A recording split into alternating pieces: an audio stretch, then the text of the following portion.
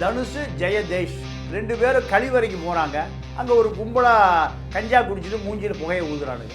அப்போ 2 பேரும் தட்டி கேட்ட பிறகு இந்த கஞ்சா நெட்வொர்க்கு இவனை ஜெயதேஷையும் தனுஷையும் அடிக்கணும்னு முடிவு பண்ணுறாங்க.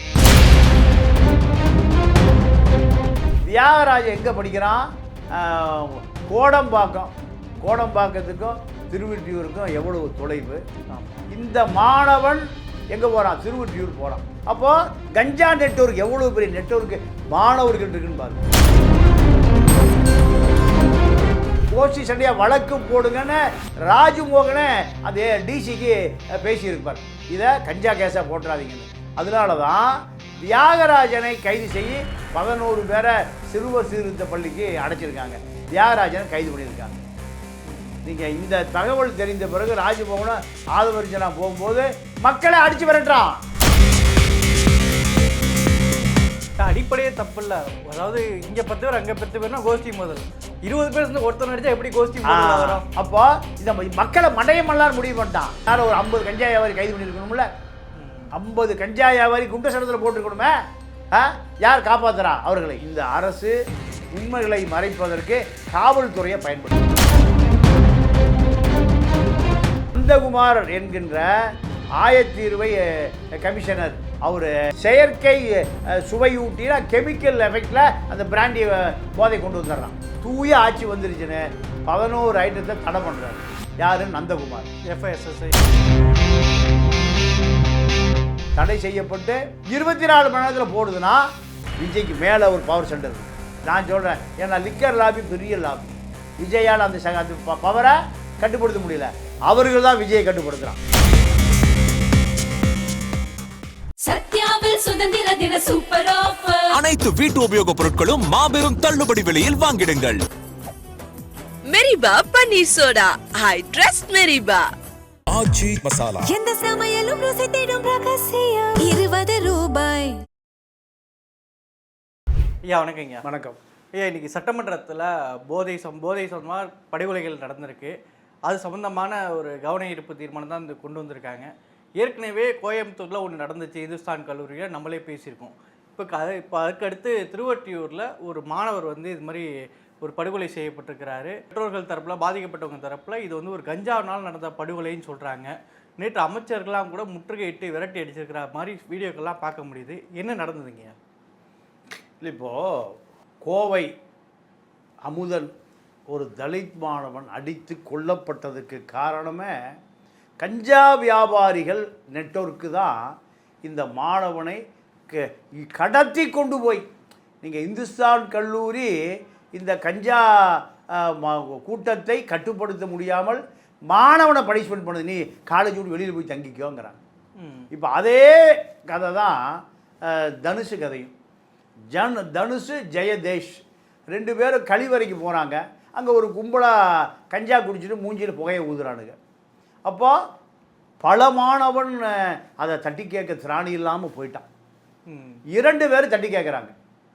2 பேரும் தட்டி கேட்ட பிறகு இந்த கஞ்சா நெட்வொர்க்கு இவனை ஜெயதேஷையும் தனுஷையும் அடிக்கணும்னு முடிவு பண்ணுறானுங்க, மிரட்டணும். அப்போது இந்த நெட்வொர்க்கு தியாகராஜன் எங்கே படிக்கிறான்? கோடம்பாக்கத்துக்கும் திருவொற்றியூருக்கும் எவ்வளவு தொலைவு. ஆமாம். இந்த மாணவன் எங்கே போகிறான்? திருவொற்றியூர் போகிறான். அப்போது கஞ்சா நெட்வொர்க் எவ்வளோ பெரிய நெட்வொர்க்கு மாணவர்கள் இருக்குன்னு பாருங்கள். மாணவர்கள் பாதி பேர் கஞ்சா குடிக்கிறான், பாதி பேர் கஞ்சா விற்கிறான், பாதி பேர் கஞ்சா கடத்துகிறான். இப்படி ஒரு பெரிய நெட்வொர்க் இருக்குது. காவல்துறைக்கு தெரியும். டிஜிபி சைலேந்திரபாபு இருந்த காலத்தில் 2000 வங்கி கணக்கை முடக்கினார். வங்கி கணக்கை முடக்குவதற்கு முன்பு 2000 பேருடைய நெட்வொர்க்கு யார்கிட்ட போலீஸ்ட்டு இருக்குது. 2000 பேருக்கு பின்னாடி திமுக இருக்கான். இப்போ 2000 பேருக்கு பின்னாடி தாவேக்கா இருக்கான். ஏன்னா காவல்துறையே இதை மறைக்க முயற்சி செய்கிறது. இப்போது ராஜ்மோகன் அங்கே போகிறாரு. போன பிறகு இது கோஷ்டி சண்டை. அப்போ கோஷ்டி சண்டையாக வழக்கு போடுங்கன்னு ராஜ்மோகனே அந்த டிசிக்கு பேசியிருப்பார். இதை கஞ்சா கேஸாக போட்டுறாதீங்கன்னு. அதனால தான் தியாகராஜனை கைது செய்ய 11 பேரை சிறுவர் சீர்திருத்த பள்ளிக்கு அடைச்சிருக்காங்க. தியாகராஜனை கைது பண்ணியிருக்காங்க. நீங்கள் இந்த தகவல் தெரிந்த பிறகு ராஜ்பவனும் ஆதவர்ஜனா போகும்போது மக்களை அடித்து விரட்டுறான். 100 நாளில் தாவேக்க அடித்து விரட்டப்படுகிற நிலைமைக்கு வந்துருச்சு. இது கீழ் லெவலில் நடக்கிறது. மேல் லெவலில் 11 சாராய பாட்டில் என்ன, அதாவது இது யாருதுன்னு கேட்டால் இது இந்த சாராய ஃபேக்ட்ரி திருவள்ளூரில் இருக்கிற என்ட்ரிகா என்டர்பிரைசஸ்னு மாகுண்ட ராகவ ரெட்டி, காங்கிரஸ் எக்ஸ்எம்பியுடைய தம்பி சுப்பிரமணிய ரெட்டி இது இந்த ஃபேக்ட்ரி. இந்த ஃபேக்ட்ரி சுப்பிரமணிய ரெட்டி யாருக்கு நெருங்கிய உறவினர்? விஜயுடைய நெருங்கிய நட்பு. விஷ்ணு ரெட்டி நந்தினி ரெட்டியினுடைய உறவினர் தான் சுப்பிரமணிய ரெட்டி. இப்போ நந்தகுமார் என்கின்ற ஆயத்தீர்வை கமிஷனர் அவர் பொறுக்க முடியாமல், திமுக ஆட்சியில் பொறுக்க முடியாமல் இந்த 11 ஐட்டம், இந்த 11 ஐட்டத்தில் செயற்கை சுவையூட்டி கெமிக்கல், இந்த கெமிக்கலை குடித்தா அவன் என்ன ஆவான்? அரசே கொள்ளுது, இங்கே எவனுக்கு சொரணையே இல்லை. இப்போ செயற்கை சுவையூட்டினா கெமிக்கல் எஃபெக்டில் அந்த பிராண்டி போதை கொண்டு வந்துடுறான். அப்போ இது வந்து திமுக ஆட்சி காலத்திலே தொடர்ந்து நடந்திருக்கு. இதை தடுப்பதற்கு அந்த நந்தகுமாருங்கிற அதிகாரி பொறுக்க முடியாமல் சாகுறானுகளை, கெமிக்கலை குடிச்சிட்டு சாகுறானுகளை அப்படின்னு என்ன பண்ணுறாரு? அவருக்கு அதிகாரம் வந்த பிறகு இது நல்லாட்சி வந்துருச்சு, தூய ஆட்சி வந்துருச்சுன்னு 11 ஐட்டத்தை தடை பண்ணுறாரு. யார்? நந்தகுமார். FSSAI உணவு பாதுகாப்போ தடை செய்த பிறகு என்னென்ன ஐட்டம்னா, இந்த ஐட்டத்தையும் நம்ம மக்களுக்கு சொல்லிடுவோம். அதாவது VSOP எக்ஸோ கோல்டு எல்லாம் கெமிக்கலில் தயார் பண்ணுற ஐட்டம். ரெண்டாவது லூயிஸ் வெர்னன்ட்டு எக்ஸோ பிளான்ட் பிரீமியம், எல்லாம் பிரீமியம் தான், லோக்கல்லாம் கிடையாது. மூணாவது ஐட்டம் MC பிராந்தின்னு சொல்லுவோம். அந்த காலத்தில் பிஸ்கட் பிராந்தி எங்கள் அண்ணன் குடிப்பாங்க, 12 ரூபா பாட்டில் எனக்கு வந்த காலத்தில். ஏன்னா இவ்வளோ தெளிவாக சொல்கிறான்னு தெரிஞ்சுக்கூடாது. மெக்டோவல் VSOP பிராண்டி, அதே போல் number 1 McDowell fine brandy, men's club deluxe brandy, Honeybee தேன் மாதிரி இருக்குமா, ஹனிபி கெமிக்கலை போட்டு இந்த நாட்டை நாசம் பண்ணிட்டான் ஐயா. திமுக நாசம் பண்ணி, அதிமுக நாசம் பண்ணி, இப்போ விஜய் விஷ்ணு ரெட்டி நாசம் பண்ணுறான். இது யார் கேட்கறது? தூயாட்சி தீயாட்சியே போயிடுச்சு. அதே போல் மென்ஸ் கிளப் டீலக்ஸ் பிராண்டி, என்ட்ரிகா VSOP செலக்டு, என்ட்ரிகா பிளாட்டினம் ரிசர்வ் எக்ஸ்போ பிராண்டி, என்ட்ரிகா ப்ரீமியம் ஃப்ரெஞ்சு பிராண்டி, ஃப்ரான்ஸ்லேருந்து வெள்ளைக்காரன் குடிக்கிற பிராண்டி, அதுக்கு பேர் கெமிக்கலை தயார் பண்ணுறான். அதே போல் வீரன் ஸ்பெஷல் பிராண்டி, குடித்தா என்ன ஆயிடலாம்? கோலை குடித்தா வீரன் ஆயிடலாம்.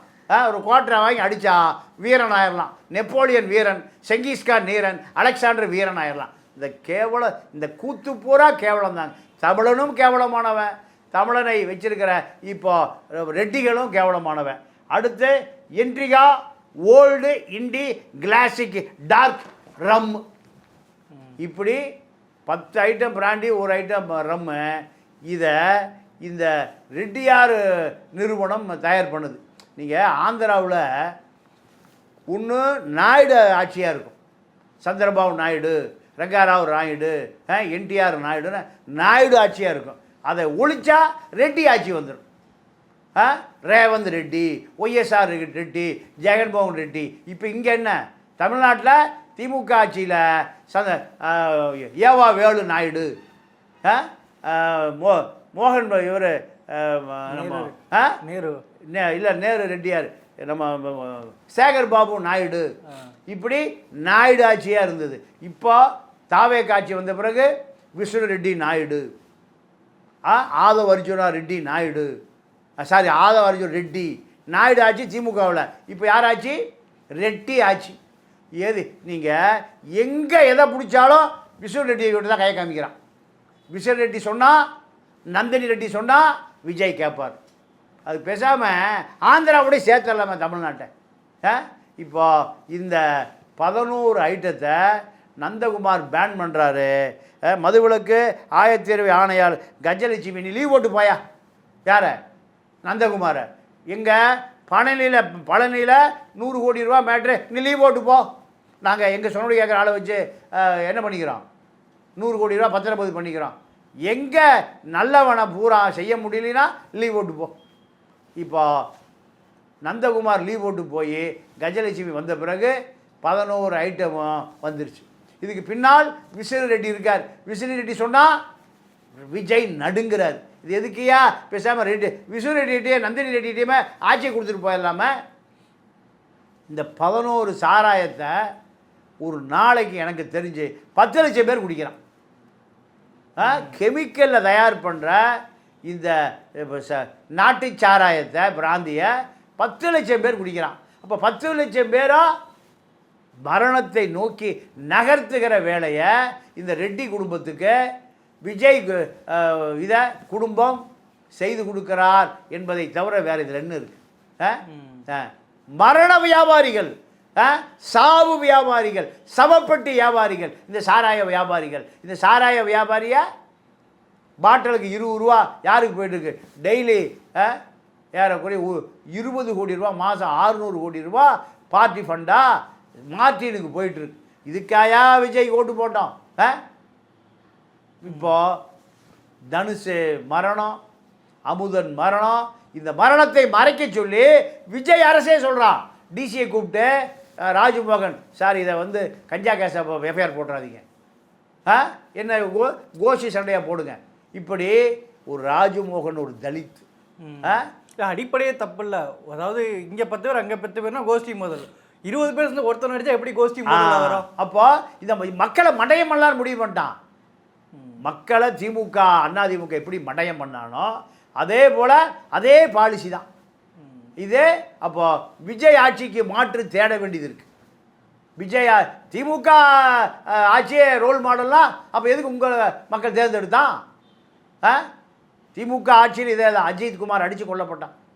அதிமுக ஆட்சி காலத்தில் குறிவாத்து சுட்டான். யார்? அனில் அகர்வால். அவன் பையனே செத்து போயிட்டான். அனில் அகர்வாலுடைய பையன் சுவிட்சர்லாந்தில் பனிச்சறுக்கு விளையாட்டுக்கு போனார். அங்கே பனிக்கு அடியில் பனியாக போயிட்டார், செத்து போயிட்டான். குறிபார்த்து எத்தனை பேரை சுட்ட உன் குடும்பம் வாழ்கிறதுக்காக. அப்பாவி ஒரு கல்லூரி பெண் சுலோலிலான்னு பேர், நம்ம போலீஸ் அடியாட்கள். அகர்வால் அனில் அகர்வாலுடைய அடியாட்களா இந்த போலீஸ் நாய்கள் ஒரு பெண்ணை வாயில் துப்பாக்கி வச்சு மூளை வெளியே வந்து எடுத்து காசு கொடுத்தா பதவிக்காக எதை வேண்டுமானாலும் செய்கிற இந்த நாய்கள் தான் இந்த காவல்துறையில் இருக்கிற அயோக்கிய பயலுகள். எனக்கு தெரிஞ்சு ரியல் எஸ்டேட் அத்தனை ரவுடிகளுக்கும் போலீஸ் உயர் அதிகாரிகள் தான் பாதுகாப்பு. சிடி மணியிலிருந்து சீர்காழி ரவுடி வரைக்கும் போலீஸ் உயர் அதிகாரி இல்லாமல் எவனோ இது போன்ற வேலைகளை செய்ய முடியாது. அப்போது ரியல் எஸ்டேட் அதிபர்கள் தான். ஏன்னா இந்த ஆட்சியாளர்கள் எதை சொன்னாலும் அவன் செய்வான். அதற்காக அவர்கள் சொல்லுவதே ஆட்சியாளர் செய்வான். இப்போ அதே ஃபார்முலா தான் எங்கே நடக்குது? தாவேக ஆட்சியில் நடக்குது. இப்போது எங்கே இந்துஸ்தான் காலேஜ் கோயம்புத்தூர்லேயும் கோஷி சண்டை, திருவொற்றியூரில் தனுஷு கோஷி சண்டை. கொல்லப்பட்டார்னா அரசே மூடி மறைக்குது.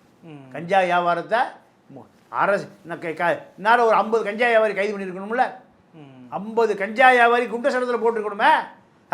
யார் காப்பாற்றுறா அவர்களை? கோஷி சண்டை இது ஜாதி சண்டையும் இல்லை, அவனும் தலித் மாணவன். அப்போது இந்த அரசு உண்மைகளை மறைப்பதற்கு காவல்துறையை பயன்படுத்துது. சரிங்க. இப்போ தாவேக ஆட்சி 100 நாட்கள் முடிஞ்சு. நேற்று பாஜகவுடைய முன்னாள் தலைவரும் இப்போ பிஜே லீடர்ஸ் தலைவர் அண்ணாமலை அவர்கள் பல விஷயங்களை பேசியிருக்காரு. குறிப்பாக அதில் தாவேகாவுடைய அமைச்சர்கள்லாம் இப்போ லஞ்சம் வாங்க ஆரம்பிச்சிட்டாங்க. அதோடைய ஆடியோஸில் எங்கிட்ட இருக்குது. அதாவது 2% 4% வரைக்கும் வாங்க ஆரம்பிச்சிட்டாங்க. ஆடியோ ஆதாரங்கள்லாம் எங்கிட்ட இருக்குன்றாரு. எதை காட்டுதீங்க? உண்மைதான். ஏன்னா இதை மிரட்டி தான் அவரே வசூல் பண்ணிட்டு இருந்தார். யார்? திமுக ஆட்சியில் இந்த மாமூலை வசூல் பண்ணிட்டு இருந்தார். இப்போ அவருக்கு தெரியுமா தெரியாதா? பிடபிள்யூ எவ்வளோ கொடுக்குறான், ஹைவேஸில் எவ்வளோ கொடுக்குறான், இபியில் எவ்வளோ கொடுக்குறான், நீர்வளத்துறையில் எவ்வளோ கொடுக்குறான். ஏன் புஷி ஆனந்தனுடைய மருமக பாண்டிச்சேரி கெஸ்ட் ஹவுஸில் ரூம் போட்டு ராத்திரி 12 மணிக்கு ஒரு கேமராவோட போங்க, 50 கார் நிற்கிது. என்ன விஜய் அரசுக்கு ஆலோசகர் அவர். எல்லா கான்ட்ராக்டும் புட்டியோடு வந்துடலாம். எல்லா அமைச்சர்களும் நீங்கள் கை நீட்ட ஆரம்பிச்சிட்டான். 400 ஆம்னி பஸ்ஸுக்கு புதுசாக அனுமதி கொடுத்துருக்கார். நீங்கள் தமிழன், விஜய், பார்த்திபன், சோபா, சந்திரசேகர் இவ்வளோ பேர் வச்சுருக்கார். அவருக்கு என்ன பேர்? அவர் பேர் பார்த்திபன். முதல்ல பேர் விஜய் பேரை வச்சுக்கிட்டார், 2வது தமிழனா, 3வது பார்த்திபன். ஏன் பின்னாடி சோபா, சந்திரசேகர் வச்சுக்கிட்டா நான் 5 பேரை வச்சுக்கிட்டா நல்லாயிருக்கும். அப்போ 400 ஆம்னி பஸ்ஸுக்கு 5 லட்சம் ரூபா பெர்மிட்டுக்கு எவ்வளவு? ஏறக்குறைய 20 கோடி ரூபா. ஆர்டிஓ போஸ்டிங் 100 பேர் ட்ரான்ஸ்ஃபர் 5 லட்சம் ரூபா. 100 பேருக்கு 5 கோடி வந்துருச்சு. பாட்டிலுக்கு முதல்ல 10 ரூபா பாலாஜி, இவரே கரூரில் போய் டான்ஸ் எல்லாம் ஆடினார். இப்போ பாட்டிலுக்கு 20 ரூபா அதிகமாக விற்கிறார். இல்லை, சில பேர் நம்பர் பிளேட்டில் ஃபேன்சி நம்பர் கேட்பாங்கல்ல, அதில் வேற போயிட்டு இருக்க, இது ஆன்லைன் முறையில் கொண்டு வரணும்னு பல பேர் கேட்டுட்டு இருக்காங்க. ஆமாம். இப்போ அங்கே இது இந்த அதாவது 6666 கேட்பாங்க, 9999 கேட்பாங்க, 1111. இதுக்கெல்லாம் நீங்கள் செக்ரட்டேரியட்டில் போய் டிரான்ஸ்போர்ட் அமைச்சர்கிட்ட போய் அவர் பிஏ இருப்பார். நீங்கள் ஒரு 2 லட்ச ரூபா கொடுத்தீங்கன்னா உங்கள் ஃபேன்ஸ் எல்லாம் உடனே கொடுத்துருவோம். செக்ரட்டேரியட்டில் நான் பல காலம் குப்பை கூட்டி பார்த்துருக்கேன். அது 5 லட்ச ரூபா வரைக்கும் பிரீமியத்தில் போகும். அது ஏன்னா அவர் பெரிய தொழிலதிபர் 5 வண்டி வச்சுருப்பார். 5 வண்டியுமே 9999 இருக்கும். இல்லை 1111 இருக்கும், 6666 இருக்கும். 10 வண்டி வச்சுருந்தா 10 வண்டி அதே நம்பர். நீங்கள் RTO office daily RTO office ஒன்று, ரிஜிஸ்ட்ரார் ஆஃபீஸ் ஒன்று, டெய்லி பல லட்ச ரூபா லஞ்சம் புழங்குற இடங்க. அங்கே 2 கோடி ரூபா கொடுத்து ஒரு ரெஜிஸ்ட்ரார் வேலைக்கு வருவார்.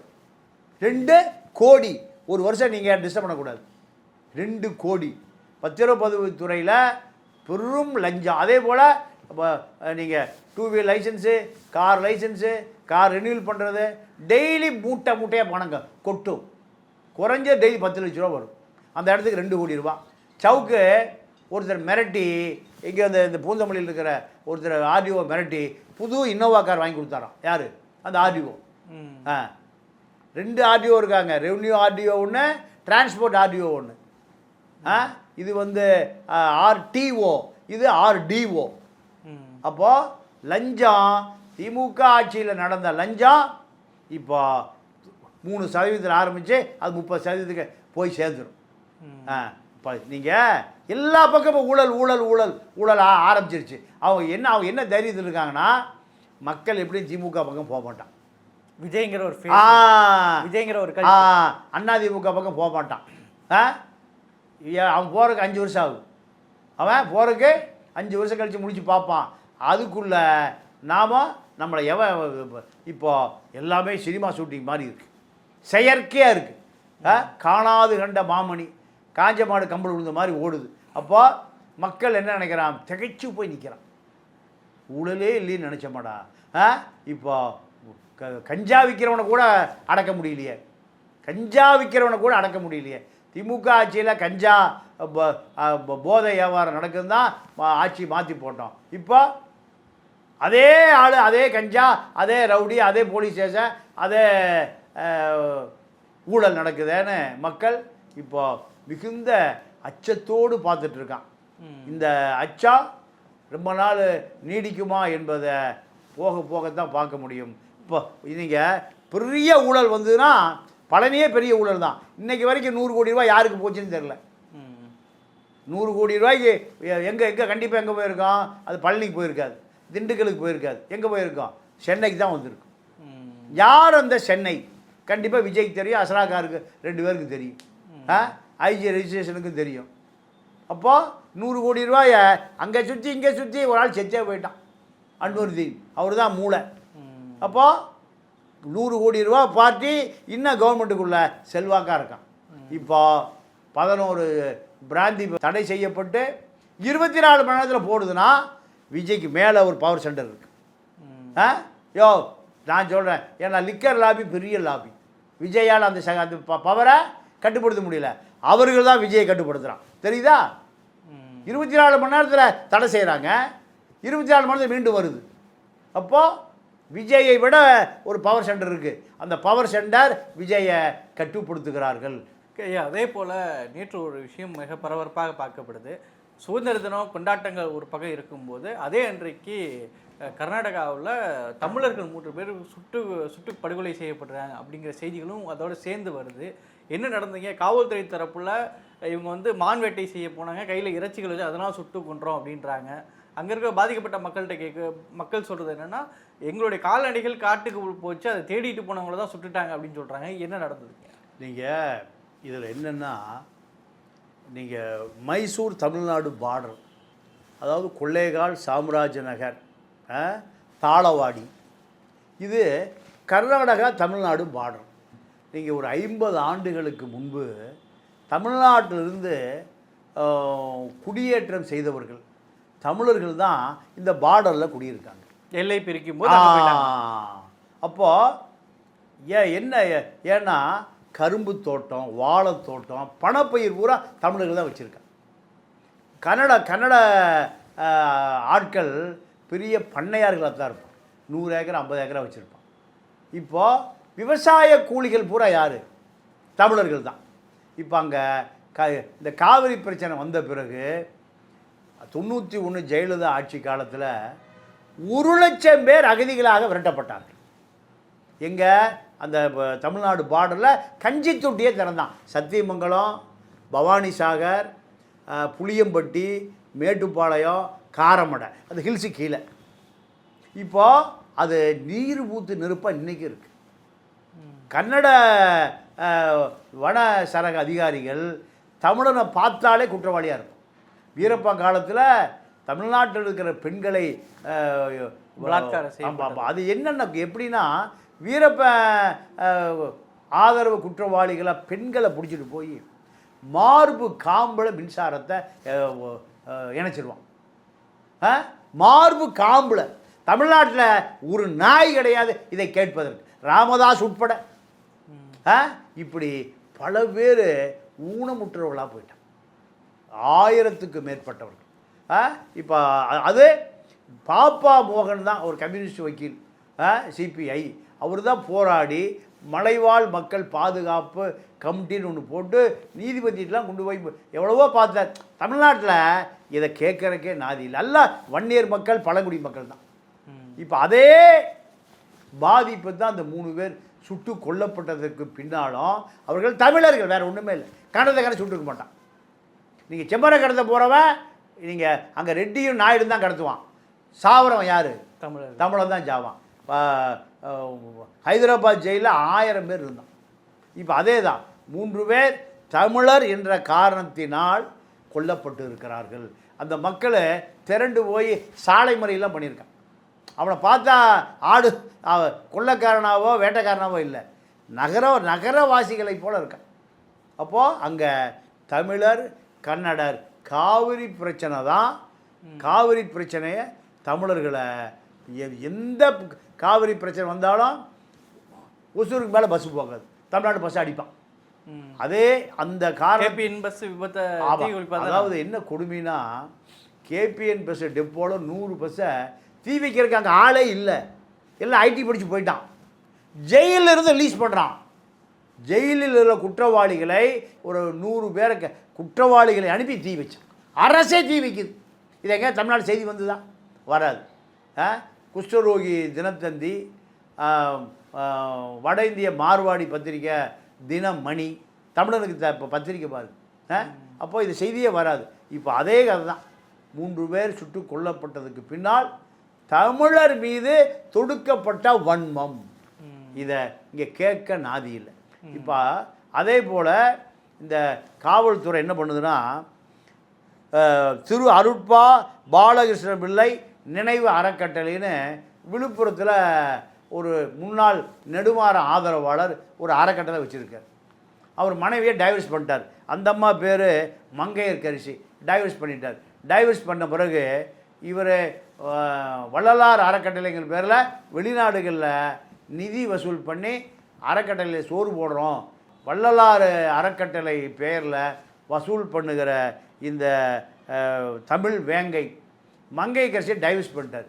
டைவர்ஸ் பண்ண பிறகு அவருடைய ஓட்டுநர் தான் ஜெயச்சந்திரன். ஜெயச்சந்திரன் போய் நடு ரோடு நிறுத்தி, நீ என்ன எனக்கு சின்ன ஊடாக வந்துரு, நான் உன்னை வச்சுக்கிறேன், நான் உன்னை சின்ன ஊடாக வச்சுக்கிறேன் அந்த அம்மாட்ட கேட்க, இதை அனுப்பி கேட்க சொன்னவரை யார்? தமிழ் வேங்கை. அந்த அம்மா செருப்பை கழட்டி அடிச்சிருது. இதை விழுப்புரம் மேற்கு காவல் நிலைய அதிகாரி தமிழ் வேங்கிட்ட காசை வாங்கிட்டு ஜெயச்சந்திரன்கிட்ட காசை வாங்கிட்டு வழக்கே பதிவு பண்ண மாட்டேங்கிறார்.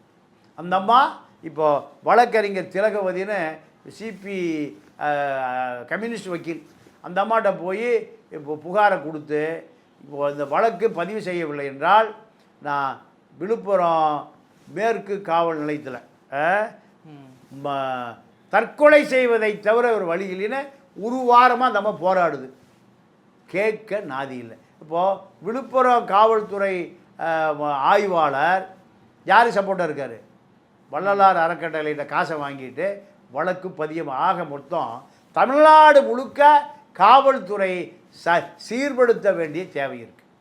அது அமுதன் வழக்காக இருந்தாலும் சரி, எங்கே கோயம்புத்தூரில், இங்கே தனுசு வழக்காக இருந்தாலும் சரி, எந்த வழக்காக இருந்தாலும் காவல்துறை திமுக காலத்தில் இருந்த அதே நடைமுறையில் தான் இருக்குது. இப்போது ராஜ்மோகன் நீங்கள் கஞ்சா வியாபாரியை ஒழிப்பதற்கான முயற்சி இல்லாமல் இதை கோஷ்டி சண்டை இப்படி மடைமாற்றுவதற்கு காவல்துறையை தவறாக பயன்படுத்துகிறார். காவல்துறையோ இவர்களுக்கு திமுக ஆட்சி காலத்தில் நீங்கள் ஸ்டேஷனுக்கு வாய்மொழி உத்தரவு, எஃப்ஐஆரே போடக்கூடாது. ஏன்னா குற்ற வழக்கு அதிகமாக காமிக்கக்கூடாது. குற்ற வழக்கை கட்ட பஞ்சாயத்து பண்ணி அனுப்பிச்சிருங்க. திமுக ஆட்சி காலத்தில், அதிமுக ஆட்சி காலத்தில் டிஜிபி வாய்மொழி உத்தரவு எல்லா ஸ்டேஷனுக்கும். இப்போ அதே நிலை தான் எப்போ தொடருது? விஜய் ஆட்சியிலையும் இதே நிலைமை தான். நீங்கள் மங்கையரக்கரசிக்கு நீதி கிடைக்கல, அமுதனுக்கும் நீதி கிடைக்கல, தனுஷுக்கும் நீதி கிடைக்கல. காவல்துறையை தவறாக பயன்படுத்துகிற போக்குனால காவல்துறை தப்பாகவே பயணிக்க ஆரம்பித்து விட்டது. இது நாட்டுக்கு நல்லதல்ல. பல்வேறு விஷயங்களை பயன்படுத்தி கருத்தை நடத்தும். நன்றி, வணக்கம். சத்யாவில் சுதந்திர தின சூப்பர் ஆஃபர். அனைத்து வீட்டு உபயோகப் பொருட்களும் மாபெரும் தள்ளுபடி விலையில் வாங்கிடுங்கள். மெரிபா பன்னீர் soda, I trust Meriba. Aachi Masala, எந்த சமையலும் ருசி தேடும் ரகசியம் 20 ரூபாய்.